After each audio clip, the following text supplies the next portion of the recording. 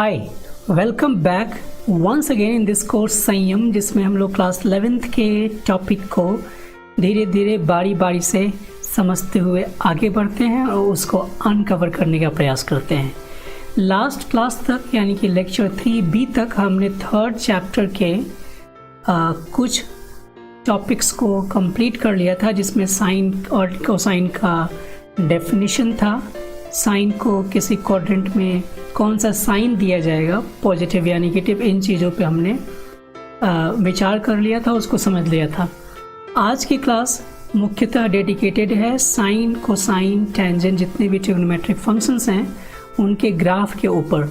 लेकिन उससे पहले आपको ये समझना ज़रूरी है कि इनफैक्ट जो ये 6 ट्रिग्नोमेट्रिक फंक्शंस होते हैं उनका डोमेन और रेंज क्या होता है। तो उसको तो याद भी कर लेते हो, लेकिन मैं आपको कोशिश करूँगा कि मैं समझा पाऊँ कि डोमेन और रेंज को कैसे इनफैक्ट बिना याद किए हुए समझा जा सकता है। सो लेट अस सी। तो देखिए, इसमें सबसे पहले हमें समझना है डोमेन और रेंज ऑफ ट्रिग्नोमेट्रिक फंक्शंस। तो यहाँ पे एक टेबल के फॉर्म में मैंने सब कुछ कंस्ट्रक्ट किया है। टी फंक्शंस का मतलब ट्रिग्नोमेट्रिक फंक्शंस, ये 6 ट्रिग्नोमेट्रिक फंक्शंस हैं और यहाँ डोमेन लिखा जाएगा और यहाँ हम लोग रेंज लिखेंगे। तो समझते हुए चलते हैं।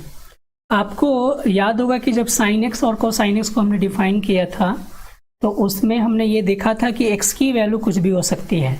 तो इस आधार पर अगर साइन एक्स का डोमेन लिखा जाए, यानी कि अगर मैं साइन एक्स को डिफाइन करने चलूँ तो इस एक्स के जगह पे आप कोई भी रियल नंबर डाल सकते हो। रियल नंबर क्यों? क्योंकि कोई भी एंगल हो सकता है इस चारों में से कोई भी क्वाड्रेंट, और हर एक एंगल जो डिग्री में आप काउंट करोगे उसके कॉरस्पॉन्डिंग एक रेडियन मेजरमेंट तो निकल ही जाएगा। और रेडियन मेजरमेंट को आपने सीख लिया है कि वो रियल नंबर लाइन पे कहीं भी रिप्रेजेंट किया जा सकता है। इसका मतलब कि कोई भी अगर रियल नंबर इसको सेटिस्फाई करेगा तो उस केस में इसका डोमेन लिखा जाना चाहिए एग्जैक्टली रियल नंबर। तो यहाँ मैं इसको लिखता हूँ domain x belongs to real number. और इसमें अब आपको cos x के बारे में भी विचार करने की ज़्यादा ज़रूरत नहीं पड़ेगी। क्यों?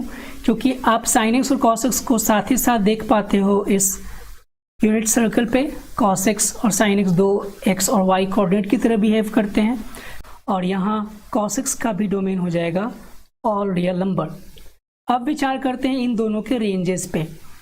आप जरा विचार करके देखिए कि जो b की जो वैल्यू होगी, यानी कि b हमारे पास पहले से क्या था, sin x, वो क्या 1 से बड़ा हो सकता है? क्या नहीं हो सकता, बिकॉज वो मैक्सिमम जब जाएगा तो इसी हाइट तक जा सकता है जब ये एंगल π/2 हो पाए। यानी कि sin x की मैक्सिमम वैल्यू 1 हो सकती है, और अगर वो बिल्कुल यहाँ पे आ जाए तो उस b की वैल्यू -1 हो सकती है। तो यानी कि sin x की मिनिमम वैल्यू -1 या -1 हो सकती है। इसलिए sin x का जो रेंज डिसाइड होगा वो डिसाइड होगा क्या, -1 to 1। sin x की जो वैल्यू होगी वो 1 से ऊपर नहीं जा सकती है और -1 से नीचे नहीं जा सकती है। एंड सिमिलरली आप cos x को भी दे सकते हो इस हॉरिजॉन्टल एक्सिस पे कि उसकी मैक्सिमम वैल्यू यहाँ तक हो सकती है, मतलब a की मैक्सिमम वैल्यू हो सकती है 1 तक और मिनिमम वैल्यू हो सकती है -1 तक, और इस वजह से इसका भी जो रेंज होगा वो हो जाएगा -1 to 1। अब विचार करते हैं tan x पे। तो tan x आपने देखा था लास्ट क्लास में कि वो sin x और cos x के रेशियो से डिफाइन किया गया है। तो अब डिनोमिनेटर में जहाँ जहाँ cos x 0 हो जाएगा वहाँ tan x डिफाइन नहीं हो पाएगा, बिकॉज डिनोमिनेटर में हमें 0 नहीं चाहिए। तो cos x कहाँ कहाँ 0 होता है? आपने ये भी देखा था लास्ट क्लास में कि cos x को मैंने लिखा था कि वो π/2 पे 0 हो सकता है, देन 3π/2 पे 0 हो सकता है। यानी कि जो भी वर्टिकल ये एक्सिस आपको दिख रहा है उस पे ये 0 हो जाएगा। इसीलिए तो यहाँ पे हम पॉइंट लिख पाते हैं 0,-1 और यहाँ लिख पाते हैं 0,1, क्योंकि एक्स कोऑर्डिनेट इसका 0 हो जाता है, यानी कि एंगल π/2 है, और फिर 5π/2 पे 0 हो पाता है। तो जितने भी ऑड मल्टीपल ऑफ π/2 हैं उस पे cos x 0 हो जाता है। यानी कि जब tan x का डोमेन डिफाइन किया जाएगा तो उस केस में आपको लिखना होगा कि x एक रियल नंबर तो है, लेकिन उनमें से उन नंबर्स को हमें निकाल लेना है जो कि π/2 के ऑड मल्टीपल्स हैं। ऑड मल्टीपल्स यानी कि 2n + 1 π/2। 2n + 1 डिसाइड करता है कि वो ऑड क्वांटिटी देगा और π/2 उसके साथ अटैच्ड है। यहाँ अब n क्या होगा, n होगा इंटीजर, तो मैं उसको एडजस्ट करके यहाँ लिख पाता हूँ x belongs to real number 2n + 1 times π/2, और जहाँ n आपको लिखना होगा कि वो इंटीजर्स है। अब आते हैं इसके रेंज पे। तो आप ये ऑब्जर्व करो कि tan x, sin x और cos x के रेशियो से बना हुआ है, यानी कि sin x की कोई भी वैल्यू हो सकती है और cos x की कोई वैल्यू हो सकती है। मान लेते हैं कि sin x की वैल्यू मैक्सिमम हो गई और cos x की वैल्यू 0 से 1 के बीच में कोई एक नंबर है, 0 को छोड़ के, तो उस केस में जो रेशियो आएगा वो तो बहुत बड़ा हो जाएगा। जैसे मान लो कि cos x की वैल्यू मैंने ले लिया 0.00005 और sin x की वैल्यू ले लिया मैंने 1, यानी कि tan x की जो वैल्यू होगी वो इन्फिनिट तक जा सकती है, क्योंकि ये sin x और cos x 0 से 1 के बीच में पॉजिटिव की तरफ लाई करेंगे और 0 से -1 से 0 तक नेगेटिव की तरफ लाई करेंगे। इसका मतलब ये है कि उस केस में ये कोई भी वैल्यू ले सकता है, तो इसका जो रेंज होगा वो लिखा जाएगा all real number. Cosec x को मैं इस तरीके से लिखता हूँ, हालांकि वो आप समझ पा रहे हो कोसेक एक्स है ये। तो कोसेक एक्स को भी बताया गया था कि कोसेक एक्स होता है रेसिप्रोकल ऑफ साइन एक्स। तो अब साइन एक्स जहाँ 0 होगा वहाँ पे इसका काम नहीं बन पाएगा, तो साइन एक्स कहाँ 0 होगा, ऑफ कोर्स जो भी हॉरिजॉन्टल लाइन के एंड पॉइंट्स हैं यहाँ पर और यहाँ पर। यहाँ हो जाता है क्या 2π, देन 4π, देन 6π, याद होगा आपको, और इधर क्या होगा 3π, 5π एंड सो ऑन। अगर ये चीज़ समझ में नहीं आ रहा है, जो लोग अभी इस वीडियो को ज्वाइन करके देख रहे हैं डायरेक्टली, तो वो लोग पीछे वाले वीडियो को देख लेंगे, इसके जस्ट पीछे वाला लेक्चर, तो उनको समझ में आ जाएगा। ये है 2π, देन इधर है 3π, तो इधर हो जाएगा इवन पाई, इधर ऑड पाई, यानी कि जितने भी इंटीजर्स मल्टीपल है पाई के उस पे cosec x हो जाएगा नॉट डिफाइंड, क्योंकि sin x उस समय 0 हो जाएगा। तो यहाँ पे भी लिखना चाहूँगा x belongs to again all real number except n pi, और फिर से n की वैल्यू क्या हो जाएगी भाई, इंटीजर।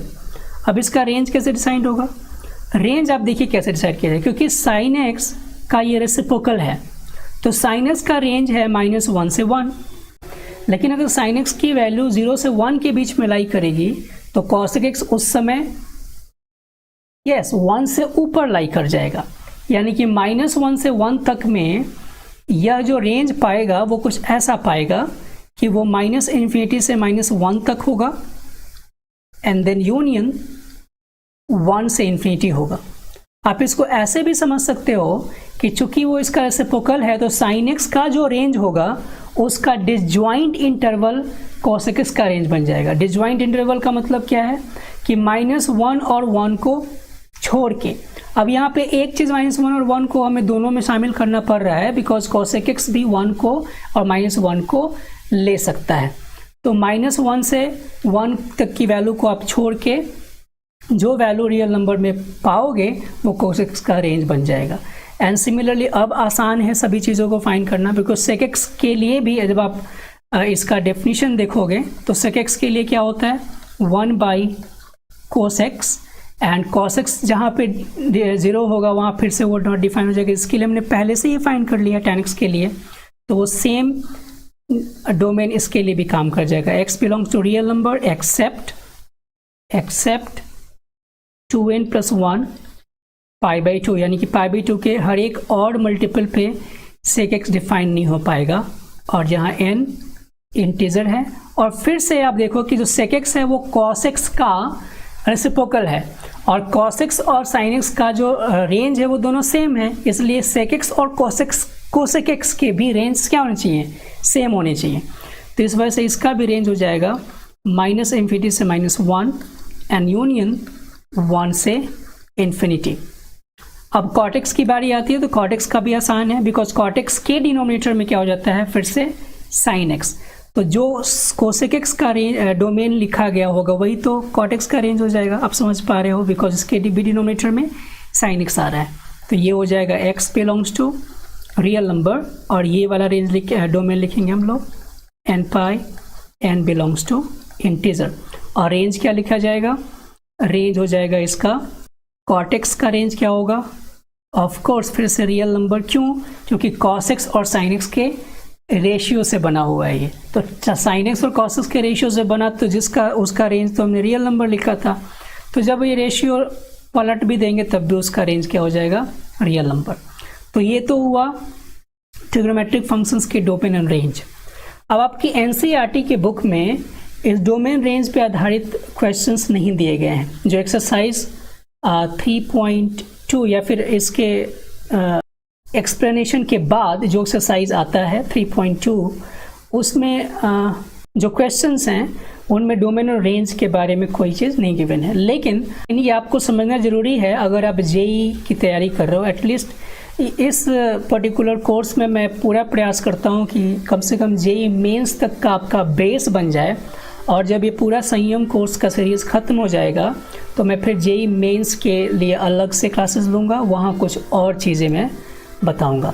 और जेई एडवांस के लिए तो क्राफ्ट ऑफ प्रॉब्लम सॉल्विंग का जो सीरीज़ है वो चल रहा है, जिसमें अभी मैं कॉम्प्लेक्स नंबर को डिस्कस कर रहा हूँ, जिसमें जेई एडवांस के लिए ही फोकस्ड क्वेश्चंस उसमें डिस्कस किए जा रहे हैं, और वो धीरे धीरे थोड़ा सा चल रहा है बिकॉज उसमें थोड़ा सा हमें ज़्यादा निकलना पड़ता है।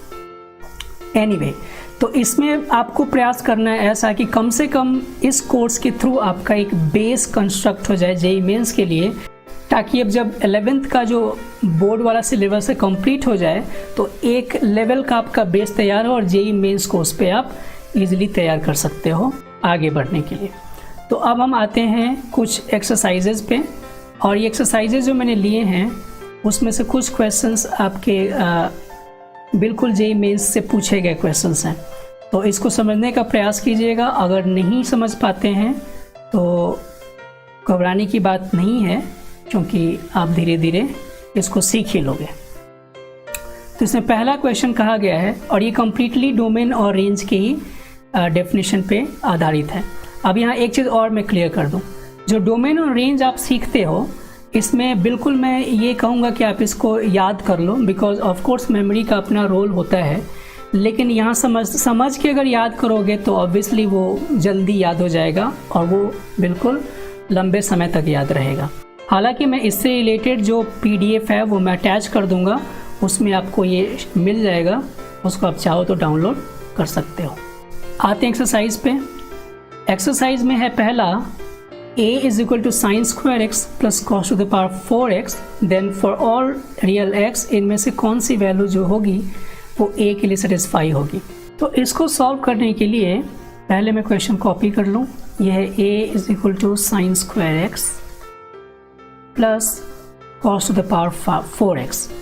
इसको क्या कीजिए कि आप cos to the power 4x को sin के फॉर्म में लिखना शुरू कीजिए। कैसे लिखेंगे आप? cos स्क्वायर x को हम लिख सकते हैं क्या, 1 माइनस साइन स्क्वायर एक्स। इस वजह से यहाँ मैं लिख सकता हूँ 1 minus sine square x whole square, जिससे इस a को फर्दर लिखा सकता है क्या, sine square x plus 1 plus sine to the power 4x and minus 2 sine square x. इसके बाद क्या हो जाएगा, ये हो जाएगा sine to the power 4x and minus sine square x plus 1। अब आपने सीखा होगा कि हम किसी भी क्वाड्रेटिक को एक परफेक्ट स्क्वायर के फॉर्म में लिख सकते हैं, मतलब दो परफेक्ट स्क्वायर्स के सम या डिफरेंस के फॉर्म में। तो इसके लिए वही काम करते हैं यहाँ पे। इसको मैं लिखूँगा साइन स्क्वायर एक्स का स्क्वायर, ये होगा a स्क्वायर, और हमने जैसे ही फाइंड कर लिया कि a की वैल्यू क्या है तो ये तो हमारे पास a बन जाएगा। और मैं इसके लिए क्या करता हूँ कि 2 से मल्टीप्लाई और 2 से डिवाइड, तो 2 से डिवाइड कर दूंगा मैं यहाँ पे, तो ये ऐसा बन जाएगा क्या, फर्स्ट टू टर्म्स किसको डिनोट कर रहा है, ए स्क्वायर माइनस 2ab, यानी कि b की वैल्यू मिल गई हमें हाफ। सो आप हाफ से क्या कर दोगे, हाफ के स्क्वायर को ऐड और हाफ के स्क्वायर को सब्ट्रैक्ट, और फिर ये 1 तो पहले यहाँ पे था ही, जिससे हमें फिर क्या मिल जाएगा, जो फर्स्ट 3 टर्म्स हैं उनको लिखा सकता है क्या, sine square x minus half whole square, और यहाँ 1 पहले से था, लेकिन साथ में ये भी है -1/4, तो -1/4 मैं यहाँ लिख दूंगा। अब इनको कंबाइन कर लीजिए तो ये हो जाएगा a is equal to sine square x minus half whole square, and 1 - 1/4 is 3/4। अब हमें बताना है कि इसके आधार पे a की मैक्सिमम वैल्यू और मिनिमम वैल्यू क्या होगी। तो मिनिमम वैल्यू तो ऑब्वियसली पता चल रहा है, क्योंकि इस फंक्शन की मिनिमम वैल्यू क्या होगी, ये जो नंबर आपको दिख रहा है इतना part, sign square x minus half. अगर साइन स्क्वायर एक्स, अगर ये भाई साहब किसी भी वजह से हाफ बन जाएंगे तो ये 0 हो जाएगा। और दूसरे तरीके से समझा सकता है कि ये एक परफेक्ट स्क्वायर है। तो परफेक्ट स्क्वायर का मतलब है कि sign square x minus half का होल स्क्वायर जो होगा वो हमेशा ग्रेटर देन और इक्वल टू 0 होगा। तो इसकी मिनिमम वैल्यू 0 हो गई। तो हम ऐसा तो समझ सकते हैं ना कि a की जो मिनिमम वैल्यू होगी वो 0 + 3/4 होगी, यानी कि a की मिनिमम वैल्यू तो हमें मिल गई 3/4। अब आप देखो कि a की मिनिमम वैल्यू 3/4 कौन कौन से ऑप्शंस में है, C और D में। तो ऑब्वियसली a और b तो पहले एक्सक्लूड हो गया है। अब आते हैं इसकी मैक्सिमम वैल्यू कैसे फाइंड करेंगे। तो आप ऐसे समझिए, साइन स्क्वायर एक्स पे कॉन्सेंट्रेट कीजिए। साइन स्क्वायर एक्स पे आप अगर फोकस करोगे तो आपको पता चलेगा कि साइन स्क्वायर एक्स जो होगा उसकी मिनिमम वैल्यू 0 होगी और मैक्सिमम वैल्यू 1 होगी। ऐसा क्यों? देखो, साइन एक्स की मिनिमम वैल्यू -1 होती है और मैक्सिमम वैल्यू 1 होती है। इसका मतलब कि जब उसका स्क्वायर करेंगे तो जो भी निगेटिव पोर्शन में नंबर्स हैं उनका भी स्क्वायर हो जाएगा, और मैक्सिमम वैल्यू तो 1 ही है तो उसका स्क्वायर तो 1 ही आ सकता है। तो साइन स्क्वायर एक्स की मिनिमम वैल्यू 0 और मैक्सिमम वैल्यू 1। लेकिन हमें a को कंस्ट्रक्ट करना है। याद करो, जब रेंज आपको सिखाया था हमने जब फंक्शन के क्लासेस में, तो उस समय हम क्या करते थे, जहाँ से कंडीशन है वहाँ से स्टार्ट करते थे और धीरे धीरे कंस्ट्रक्ट करते हुए उस चीज़ को फाइंड करते थे जिस पे हमें कंडीशन लाना है। तो साइन स्क्वायर एक्स की वैल्यू 0 से 1 है। यहाँ चाहिए हाफ को सब्ट्रैक्ट करने के लिए, तो -1/2 कर दीजिए इसमें दोनों साइड, मतलब तीनों साइड, और यहाँ हो जाएगा 1 - 1/2 दैट इज हाफ। अब क्या करना है भाई, स्क्वायर कर देना है। स्क्वायर कर दोगे तो यहाँ पे आप देखोगे कि -1/2 से हाफ के बीच में कोई नंबर है। जब स्क्वायर करोगे तो ये मत सोचना कि इधर 1/4 से 1/4 हो जाएगा। इसका सीधा सा मतलब होगा कि sign square x minus half की जो वैल्यू होगी उसको स्क्वायर करने के बाद वो 1/4 से छोटी हो जाएगी और 0 से बड़ी हो जाएगी। अब आते हैं अपने लास्ट पार्ट पे, क्योंकि हमें क्या करना है इसके लिए, अब 3/4 को यहाँ ऐड करना है। सो 3/4 को अगर आप ऐड करोगे तो हो जाएगा 3/4 ऑन द लेफ्ट, और इसमें जब 3/4 ऐड किया जाएगा मिडिल वाले पार्ट में, सो यू विल गेट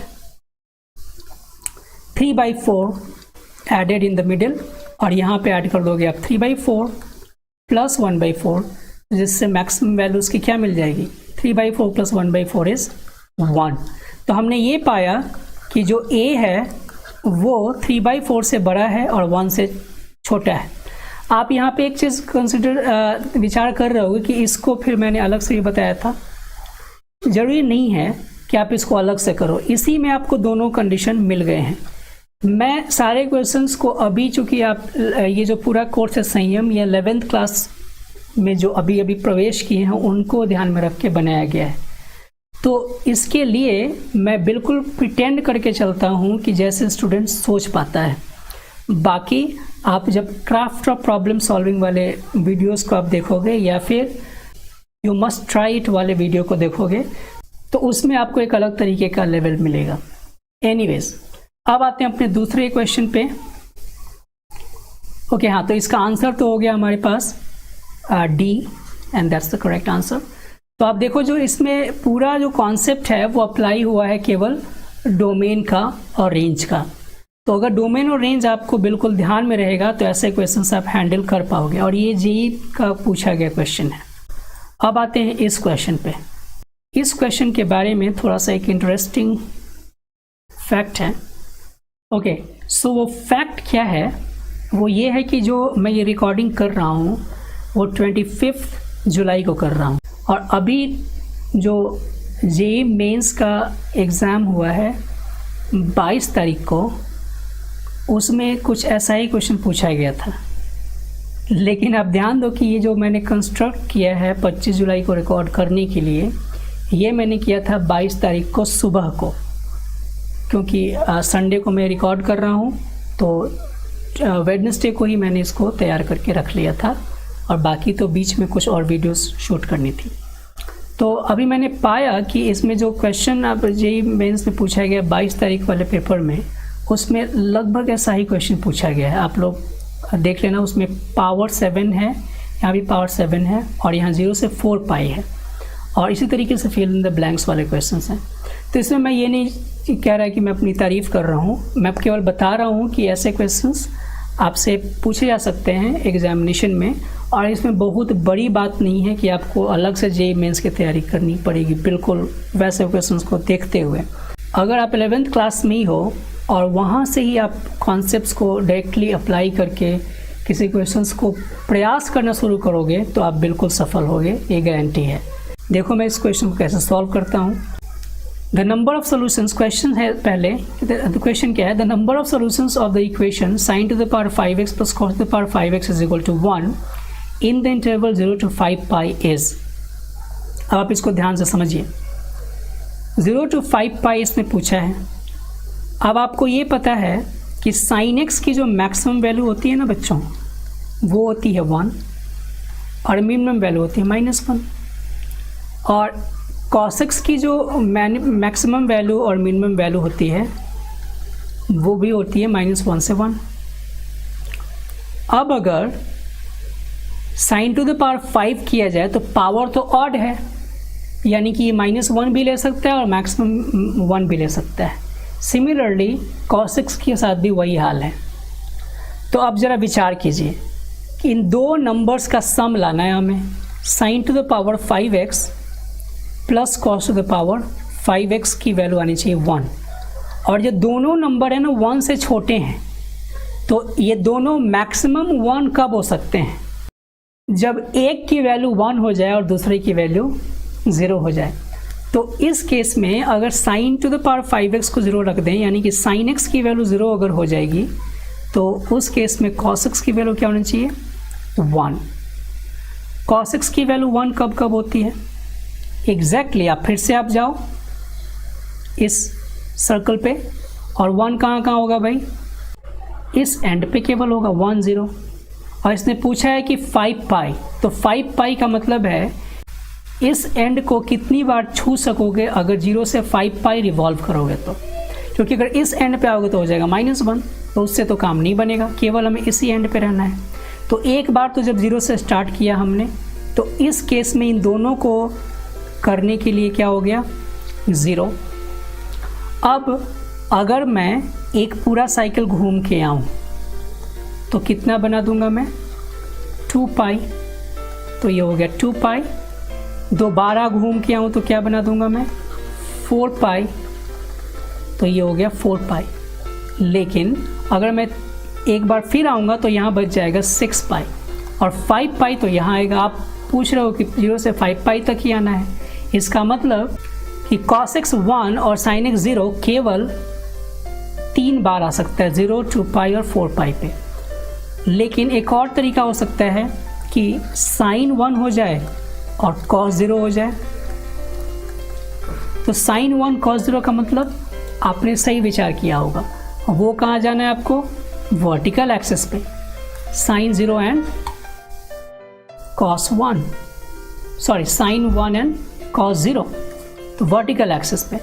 तो वर्टिकल एक्सिस पे यहाँ पे लाना होगा, यहाँ लाओगे तो क्या हो जाएगा 0, -1।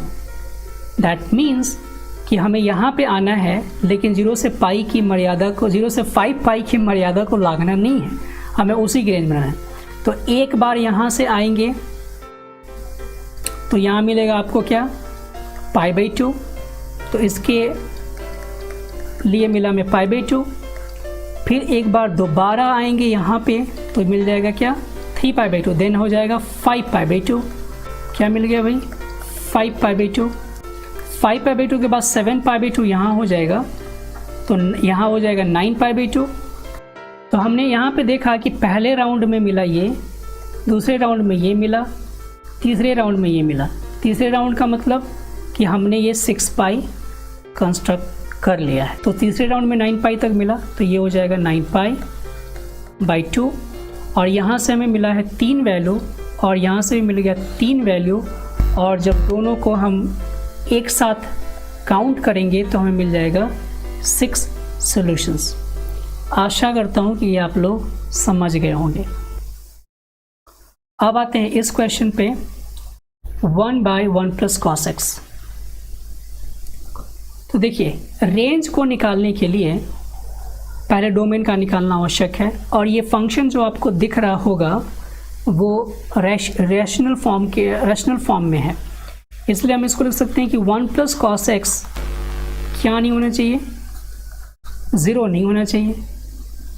सो जब 1 + cos x 0 नहीं होगा, इसका मतलब cos x की वैल्यू -1 नहीं होनी चाहिए, और -1 नहीं होने का मतलब है कि वो इस एंड पे cos x नहीं होना चाहिए। देखिए यहाँ पे होता है ना -1, 0, इस एंड पे नहीं होना चाहिए। और ये एंड कब आता है एग्जैक्टली सही पहचाना ऑड पाई पे, यानी कि x की जो वैल्यू होगी वो 3π नहीं होगी, 5π नहीं होगी, 7π भी नहीं हो सकती है, एंड सो ऑन। तो इसको मैं कंबाइन करके कैसे लिखूंगा, एक साथ कैसे लिख सकता हूँ, x नॉट इक्वल टू जितने भी ऑड हैं 2n + 1 पाई के मल्टीपल उनको हटा देना है, तो ये बन जाएगा इस फंक्शन का डोमेन। अब आते हैं अपने रेंज पे। रेंज को निकालने के लिए आपको ध्यान होगा, और मैं ध्यान होगा बोल रहा हूँ वैसे स्टूडेंट्स को जिन्होंने चीज़ों को फॉलो किया है मेरे चैनल पे। तो जो लोग नए हैं उनसे रिक्वेस्ट है कि आप फंक्शन वाले लेक्चर्स को जो 2 सीरीज़ में है 2A, 2B, 2C, 2D and 2E, उनको आप देख सकते हो इसी प्लेलिस्ट में है। तो ये हो जाएगा y = 1 + cos x, और यहाँ से आप लिख सकते हो पहले 1 + cos x = 1/y। यस, मैं ध्यान होगा क्या बोल रहा था कि जब रेंज निकालना होता है उसके लिए आप क्या करते हो, x को y के फॉर्म में लिखते हो। तो x को y के फॉर्म में लिखने के लिए यहाँ पे x को अकेला तो नहीं लाया जा सकता है, हालांकि उसको ला सकते हैं, लेकिन आपको वो 12th क्लास में सीखना होगा कि उसका इन्वर्स कैसे निकालेंगे। लेकिन यहाँ पे सीधे समझिए, लेकिन हम x के फंक्शन को तो ला सकते हैं, जो x के साथ अटैच्ड फंक्शन है उसको ला सकते हैं अकेला। तो यहाँ हमने क्या किया कि 1 + cos x को इधर लिख दिया, 1/y इधर लिख दिया, जिससे cos x मिल जाएगा 1/y - 1। अब चूंकि हमें y पे कंडीशन निकालना है, तो हम क्या कर सकते हैं कि cos x पे जो कंडीशन है उसको अप्लाई कर सकते हैं, और cos x के बारे में आपको बिल्कुल भली भांति पता है उसका रेंज क्या है। cos x का रेंज होता है -1 से 1 के बीच में, तो जो cos x के बराबर है वो भी तो वहीं से वहीं तक लाई करेगा। तो यहाँ मैं उसको लिखता हूँ कि जो 1/y - 1 होगा वो 1 से -1 के बीच में लाई करेगा। अब आप यहाँ थोड़ा मैनिपुलेशन करोगे ट्रिकली, बीच में से 1 हटाना है, हमें y को अकेला यहाँ पे लाना है, तो बीच में से 1 हटाना तो क्या कर देंगे, थ्रू आउट 1 ऐड कर देंगे। तो इधर जब 1 ऐड करेंगे तो हो जाएगा 0, इधर बच जाएगा 1/y और इधर बच जाएगा 2। अब आप ध्यान दीजिए कि जब रेसिप्रोकल किया जाएगा इसका, तो जब रेसिप्रोकल करेंगे तो क्या मिलेगा, जब इधर का रेसिप्रोकल होगा इसका मतलब कि y की वैल्यू इन्फिनिट से छोटी हो जाएगी, और जब इधर रेसिप्रोकल करेंगे तो हाफ से बड़ी हो जाएगी, यानी कि y की वैल्यू हो सकती है हाफ से बड़ी और इन्फिनिटी से छोटी। दैट मीन्स हम सीधे कह सकते हैं y is greater than equal to half, और यही इसका रेंज है। अब करते हैं ये वाला question number 4। Find the range of the function. Range कैसे फाइंड करेंगे? आपको यहाँ क्या करना है, फिर से साइन एक्स के लिए क्वाड्रेटिक कंस्ट्रक्ट कर लेना है। मैं इस क्वेश्चन के लिए केवल हिंट देके आपको छोड़ रहा हूँ। क्या बनाना है? Perfect square. तो यहाँ लिखिएगा क्या, साइन एक्स माइनस, और यहाँ 2 पहले से है तो हम लिख सकते हैं क्या, 2 साइन एक्स 1 यानी कि 2ab, क्योंकि a तो मिल चुका है साइन एक्स, और यहाँ लिख दीजिए b square and then minus b square, और -6 पहले से था तो ये हो जाएगा क्या, साइन एक्स माइनस 1 का होल स्क्वायर एंड -1 -6 इज -7। अब फिर से वही काम करेंगे, मैं कर ही देता हूँ। साइन एक्स की वैल्यू क्या है, -1 से 1 के बीच में हमें 1 ऐड करना है, सॉरी 1 सब्ट्रैक्ट करना है, तो यहाँ हो जाएगा -2 and this will give us sin x -1 and this will give us 0 and then we will square it. और जैसे ही हम स्क्वायर करेंगे तो उस केस में सारी वैल्यूज पॉजिटिव मिल जाएगी, तो मैक्सिमम वैल्यू कितनी हो जाएगी 4 और मिनिमम वैल्यू हो जाएगी 0। तो sin x -1 the whole square की मैक्सिमम वैल्यू हो जाएगी 4 और मिनिमम वैल्यू हो जाएगी 0।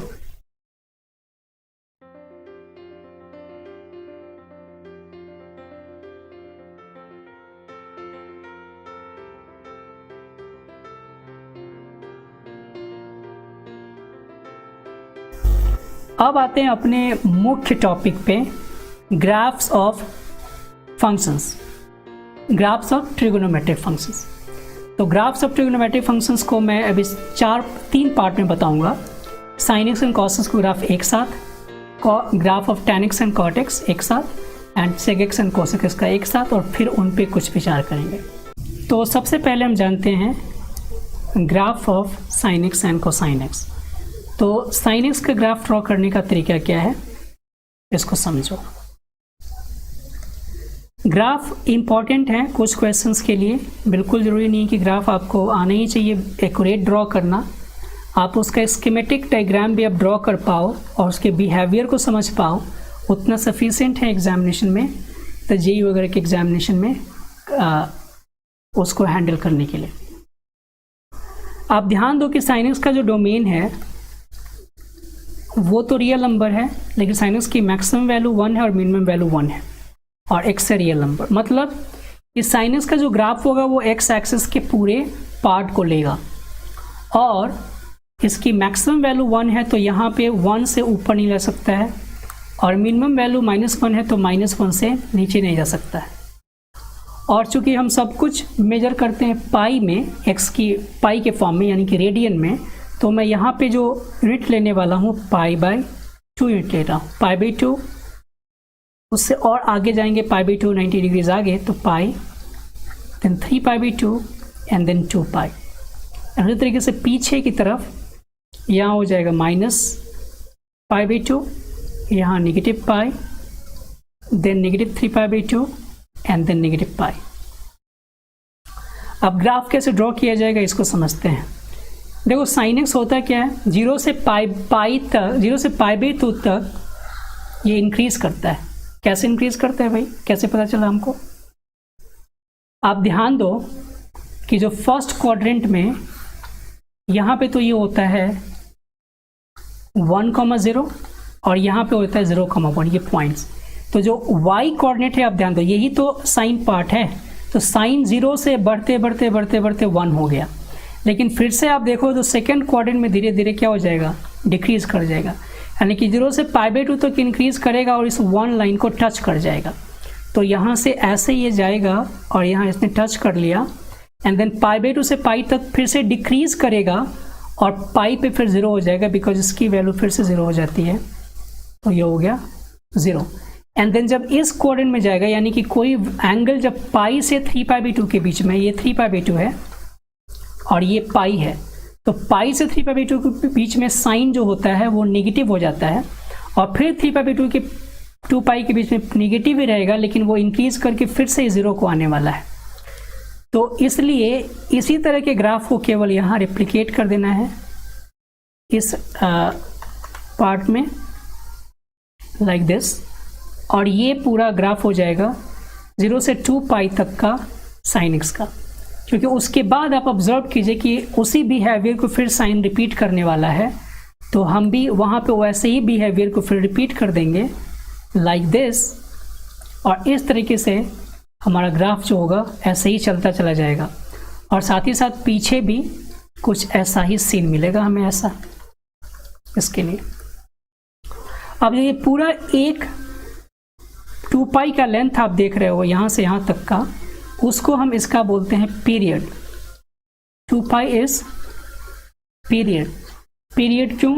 बिकॉज पीरियड का मतलब वो है वो मिनिमम लेंथ जिसके बाद कोई भी फंक्शन या फिर कोई भी कर्व अपना नेचर या बिहेवियर रिपीट करता हो। तो 2 पाई के बाद वो अपना बिहेवियर देखो रिपीट कर रहा है, वो मिनिमम है, मतलब मिनिमम 2 पाई ही है। आप देखो तो 4 पाई के बाद भी तो रिपीट करेगा, लेकिन जो उनमें सबसे मिनिमम है वो है 2 पाई के बाद रिपीट करे, इसलिए 2 पाई पीरियड है। सिमिलरली अगर कॉसेस के भी ग्राफ को यहीं पे प्लॉट करना चाहें तो हम पाएंगे कि कॉसेस का ग्राफ जस्ट साइनस के ग्राफ का π/2 यूनिट शिफ्टेड वर्जन है। कैसे? कॉसेक्स की वैल्यू 1 से स्टार्ट होती है और धीरे धीरे यहाँ पे जाके 0 हो जाती है, यानी कि यहाँ 0 पे 1 से स्टार्ट होगा और π/2 पे 0 हो जाएगा, यानी कि इसको डिक्रीज करना पड़ेगा। एंड देन फिर पाई पे हो जाएगा -1, तो और डिक्रीज होगा। इसीलिए आप देख रहे हो कि इस क्वाड्रेंट में ये साइन क्या हो जाता है इसका नेगेटिव, क्योंकि वो एक्स एक्सिस से नीचे आ गया है। एंड देन यहाँ से ये फिर से इंक्रीज करेगा, बिकॉज इंक्रीज करके फिर से इसको यहाँ पे 1 पे आना है, तो पाई पे तो -1 हो जाएगा और फिर इंक्रीज करना शुरू करेगा। 3π/2 पे क्या हो जाएगा यहाँ पे आके 0, तो इसलिए इंक्रीज करेगा और 3π/2 पे एक्स एक्सिस को क्रॉस करना चाहिए, बिकॉज वो 0 होना है वहाँ पे। और 2 पाई पे फिर से आके उसको 1 बनना है, तो वो 1 को ऐसे टच कर जाएगा। तो ये ग्राफ हो गया कॉसेक्स का। आप देखो तो आप कर क्या रहे हो, इस साइनस के ग्राफ को केवल आप क्या करोगे, π/2 यूनिट यहाँ से लेके इसको लाठी से इधर ढकेल दोगे। तो जब ढकेलोगे तो ये जो पॉइंट है वो यहाँ पे आ जाएगा और ये शिफ्ट हो जाएगा। तो जब ग्राफ की शिफ्टिंग में बताऊंगा, ट्रांसफॉर्मेशन ऑफ ग्राफ, तो वहाँ बताऊंगा कि हॉरिजॉन्टल शिफ्ट में किस तरीके का चेंज किया जाता है फंक्शन के अंदर।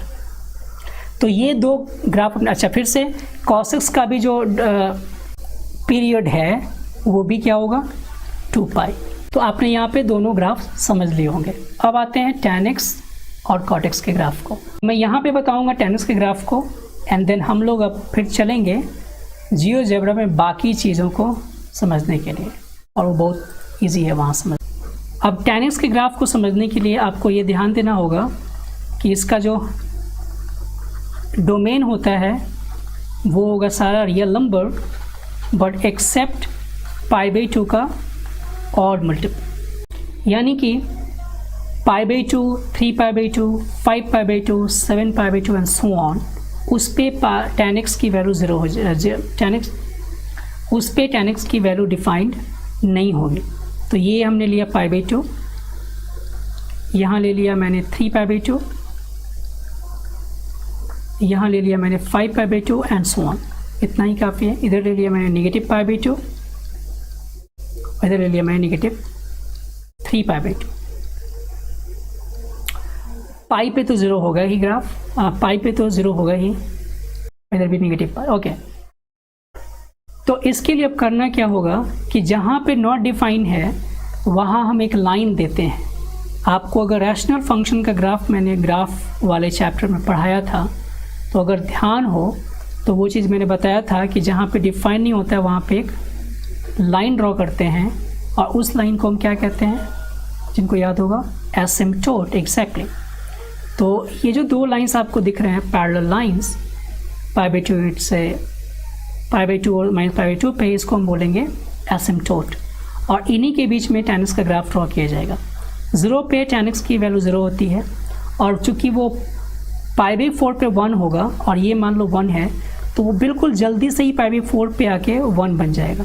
तो it will be like this, और धीरे धीरे वो इंक्रीज करता हुआ इस एसिम्पटोट को मिलने का प्रयास करेगा, लेकिन उस प्रयास में वो कहाँ सफल हो रहा है हमें नहीं पता है, यानी कि वो उसको टच करता हुआ लगेगा। और इधर भी कुछ ऐसा ही। और सिमिलरली ये अपने पैटर्न को अगले इंटरवल में वैसे ही रिपीट करेगा, like this. So it will be like dancing curve, और ऐसे ही ये डांस करता हुआ आगे बढ़ता जाएगा। तो ये है tan x का ग्राफ। बाकी ग्राफ्स को देखने के लिए मैं आपको ले चलता हूँ जियोजेब्रा में, जहाँ इन चीज़ों को समझना और इंटरेस्टिंग और फन होने वाला है। So we are in GeoGebra now, और यहाँ पे सबसे पहले मैं बताता हूँ आपको साइनस का ग्राफ। यहाँ देखिए, अगर मैं इस स्लाइडर को मूव करता चलूँ तो यू कैन सी दैट कि ये साइन का ग्राफ कैसे ड्रॉ कर रहा है। और आप देखिए ये 5 पाई तक ऐसे ही 4 पाई तक बढ़ते हुए गया है। अगर हम साइन एक्स एंड कॉस को कंपेयर करना चाहें तो इसी पे मैं कॉस के ग्राफ को ड्रॉ करूँ, फिर से दोनों को एक साथ ड्रॉ करके दिखाता हूँ मैं। तो आप देख पा रहे हो, देखो यहाँ π/4 पे ये दोनों एक साथ मिले हैं, लेकिन उसके बाद जो साइन एक्स और कॉस का बिहेवियर है वो एक दूसरे का कॉम्प्लीमेंट्री है। आप देखते जाइए, ये दोनों एक साथ कैसे दिख रहे हैं। यहाँ आप एक चीज़ और नोटिस किया होगा आपने कि जैसे मैं इसको मूव कर रहा हूँ, you can see the quadrant कैसे चेंज हो रहा है। तो यहाँ पे आप देखो, फर्स्ट क्वाड्रेंट में दोनों अभी बिल्कुल, एक बढ़ रहा था दूसरा घट रहा था। यहाँ आप अगर ध्यान से देखोगे तो you will get the idea कि π/4 पे दोनों एक दूसरे को मीट कर रहे हैं, और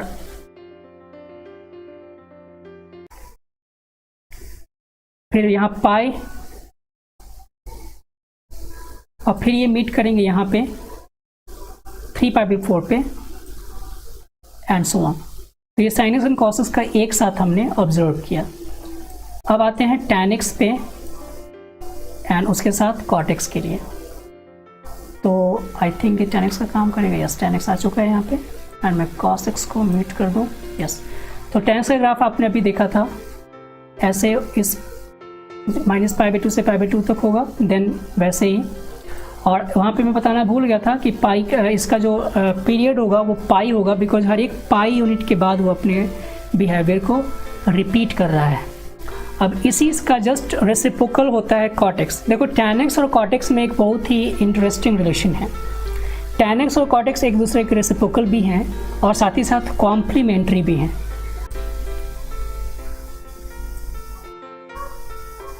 I think cot x is here. Yes. अब ये दोनों ग्राफ में एक साथ ड्रॉ करके दिखाता हूँ। पहले मैं क्या करता हूँ, cot x का ग्राफ आपको दिखाता हूँ कैसे होगा। देखो cot x का ग्राफ ऐसा है,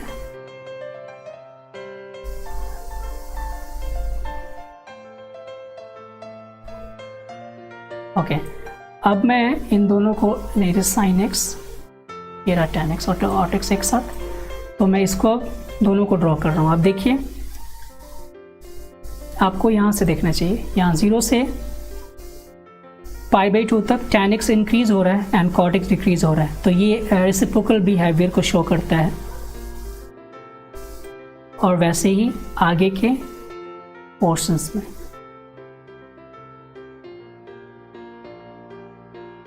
ओके, अब मैं आपको दिखाता हूँ sec x का ग्राफ, एंड देन उसके बाद मैं दिखाऊंगा cosec x का। तो sec x के ग्राफ ऐसे होगा। आप देख पा रहे हो कि जो ये हाइट है वो 1 है और ये वैल्यू -1 है, तो 1 से हमेशा ऊपर है, और π/2 पे फिर से वो नॉट डिफाइंड है। और सिमिलरली -1 से नीचे है। आपने जब रेंज फाइंड किया था तो आपने पाया था कि उसकी वैल्यू 1 से ऊपर होगी, -1 से नीचे होगी। तो हर एक पोर्शन में ये कुछ ऐसा ही दिख रहा है। नाउ इसी के साथ अगर मैं cosec x के ग्राफ को भी दिखाऊं तो आप ये देख पाओगे कि दोनों ग्राफ्स एक दूसरे के कॉम्प्लीमेंट्री बिहेवियर कर रहे हैं। ये पिंक वाला cosec x है और ये जो रेड, ये ऑरेंज वाला जो है वो sec का ग्राफ है।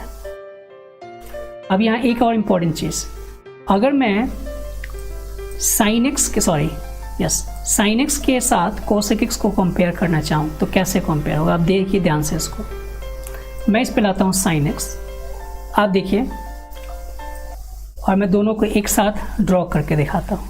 यू कैन ऑब्जर्व दैट कि sin x जिस रफ्तार से बढ़ रहा है उससे ज़्यादा रफ्तार से cosec x घट रहा है। ऐसा क्यों? बिकॉज sin x को तो बढ़ के 1 तक ही जाना है, लेकिन cosec x को पहले घटना है, फिर बढ़ के जब sin x उस समय घट रहा होगा तो फिर बढ़ने के बाद उसको इन्फिनिटी को टच करना है।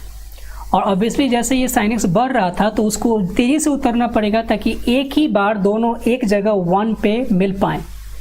इसलिए आप देखिए कि बिल्कुल छोटू सा ये घट रहा था, लेकिन ये सीधे उतर के जल्दी से चला आया 1 पे मीट करने के लिए। और इस तरीके से आप देख रहे हो कि यहाँ पे इंक्रीज़ कर रहा था तो इधर इस पोर्शन में डिक्रीज़ हो रहा है, इधर ये डिक्रीज़ हो रहा है तो इधर ये इंक्रीज़ हो रहा है। तो जिधर ये माउंटेन बना रहा है उसी को कॉरस्पॉन्डिंग उसी के ऊपर एक वैली बना रहा है cosec x। तो जितनी रफ्तार से नीचे घटा होगा उससे ज़्यादा रफ्तार से बढ़ के इन्फिनिटी को टच कर जाएगा। आप जब कैलकुलस पढ़ोगे तो यू गेट द आइडिया कि साइनस के डेरिवेटिव और cosec x के डेरिवेटिव में किस तरीके का डिफरेंस है, क्योंकि cosec x का डेरिवेटिव क्या है होगा किस इंटरवल में, इसलिए उसका रफ्तार ज़्यादा हो जाता है एंड सो ऑन। आप आगे इसको बढ़ाओगे तो you will get this idea कि cosec x का ग्राफ और साइन का ग्राफ कैसे रिलेटेड है। And similarly I can relate sec x and cos x। Yes, so मैं इन दोनों को एक साथ ड्रॉ करके फिर से दिखाता हूँ।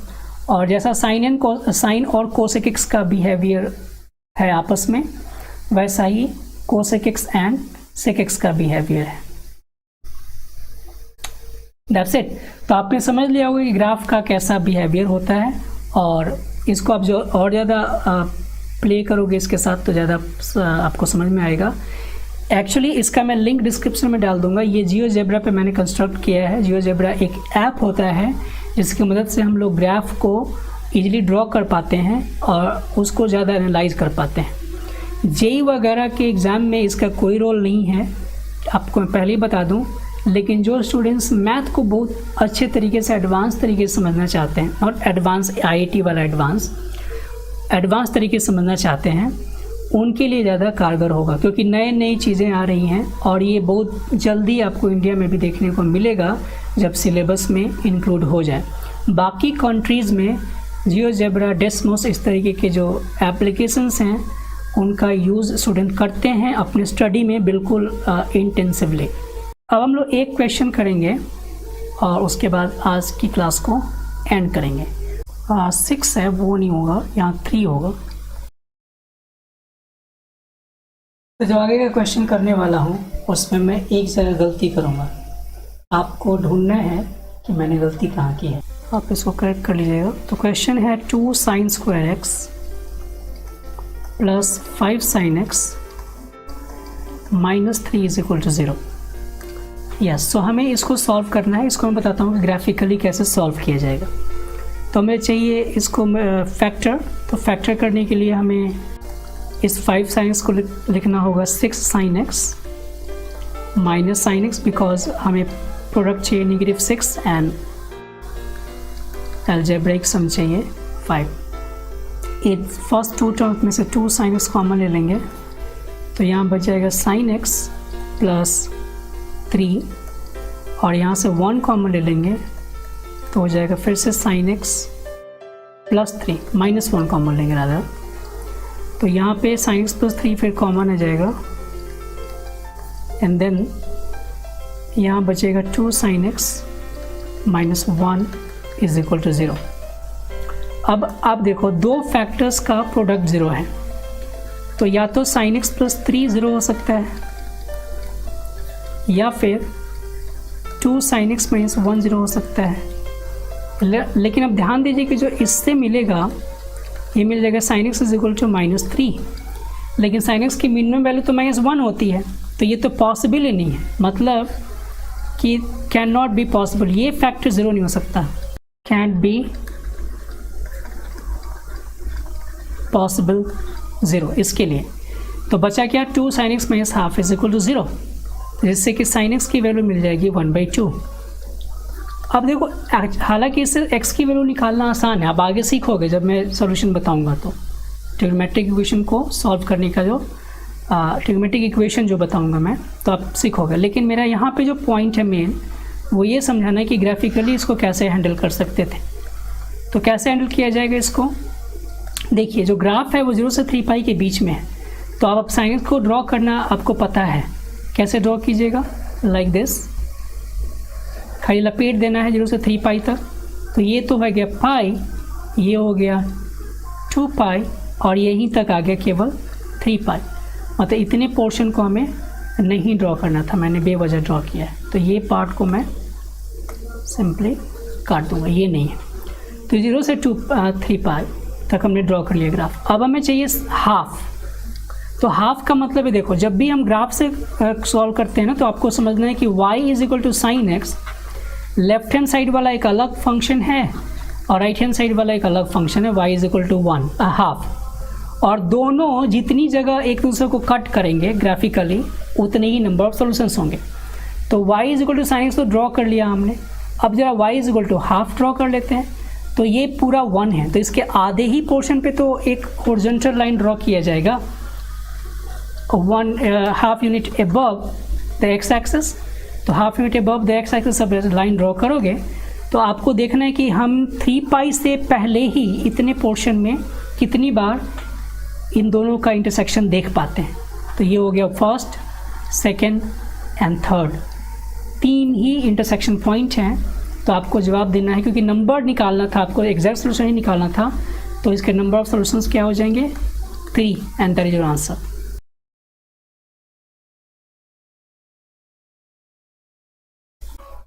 आपने फिगर आउट कर लिया कि मैंने कहाँ गलती की है। आंसर इस क्वेश्चन का होगा 4, बिकॉज ये 4 जगह कट करेगा।